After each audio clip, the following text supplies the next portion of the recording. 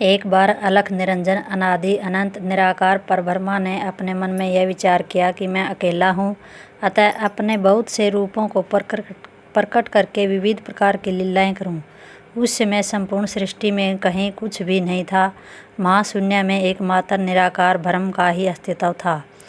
प्रोक्त एको अहम बहुश्याम, मैं एक हूँ अनेक हो जाऊँ विचार के आते ही निराकार ब्रह्म ने स्वयं को ब्रह्मा विष्णु तथा महेश इन तीन रूपों में प्रकट किया तथा सृष्टि प्रपंच की भी रचना की। ब्रह्मा ने अपने निवास के लिए ब्रह्मपुरी को चुना। विष्णु क्षीर सागर में रहने लगे तथा शिव कैलाश पर्वत पर स्थित हुए। ब्रह्मा में सतोगुण की प्रधानता थी, विष्णु में रजोगुण प्रधान रहा एवं शिव में तमोगुण की प्रधानता रही। ब्रह्मा ने सृष्टि को उत्पन्न करने का, विष्णु ने पालन करने का तथा शिव ने संहार करने का कार्य अपने ऊपर लिया। ब्रह्मा की पत्नी सावित्री, विष्णु की पत्नी लक्ष्मी एवं शिव की पत्नी पार्वती हुई। इन तीनों देवताओं ने मिलकर सृष्टि की उत्पत्ति, स्थिति एवं प्रलय का कार्य आरंभ कर दिया। जिस प्रकार किसी भी कार्यक्रम का संचालन करने के लिए उसका वर्गीकरण कर दिया जाता है, उसी प्रकार सृष्टि कार्य का संचालन करने के लिए भी उसे 4 युगों में विभाजित कर दिया गया।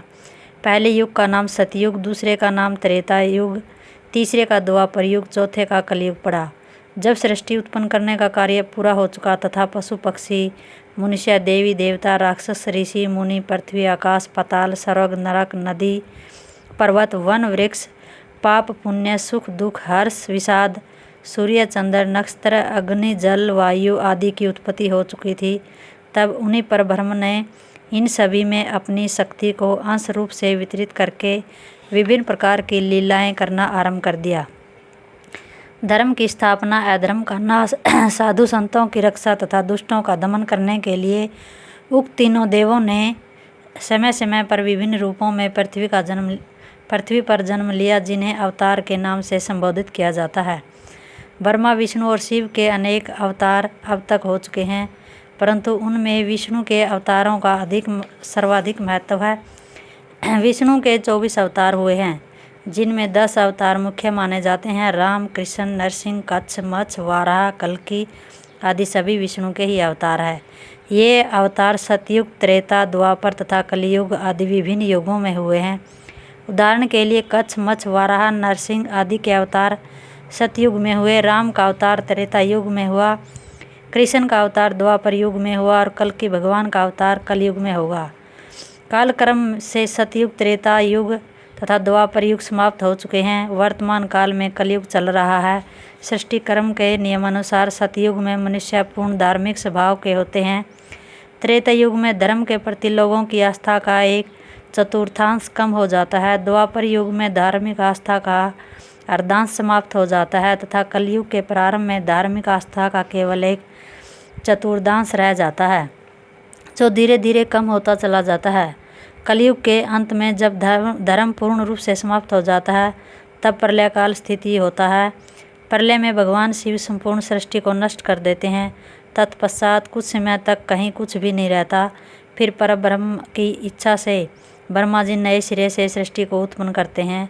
यह क्रम निरंतर इसी प्रकार चलता रहता है। हर बार नवीन सृष्टि होती है और हर बार उसका अंत प्रलय में होता है। अब तक असंख्य बार सृष्टि और प्रलय हो चुकी है तथा भविष्य में भी यह क्रम निरंतर इसी प्रकार चलता रहेगा। माया में भगवान अपनी माया का इसी प्रकार विस्तार करते और उसे समेटते रहते हैं।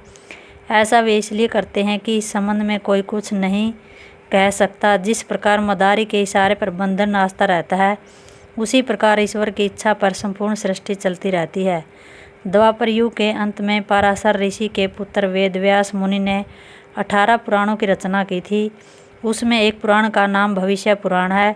भविष्य पुराणों में व्यास जी ने कलयुग की स्थिति का वर्णन किया है तथा यह भी लिखा है कि कलयुग में जो लोग भगवान की भक्ति करेंगे वे ही मुक्ति को प्राप्त कर सकेंगे। सतयुग त्रेता तथा द्वापर इन तीनों युगों में तप ज्ञान एवं यज्ञ का महात्म्य प्रमुख था, परंतु कलयुग में केवल भक्ति मार्ग की ही प्रधानता रहेगी। अतः कलयुग के निवासियों को भगवत भक्ति में अपना मन अधिकाधिक लगाकर अपने लोक तथा परलोक को सुधारने का प्रयत्न करना चाहिए।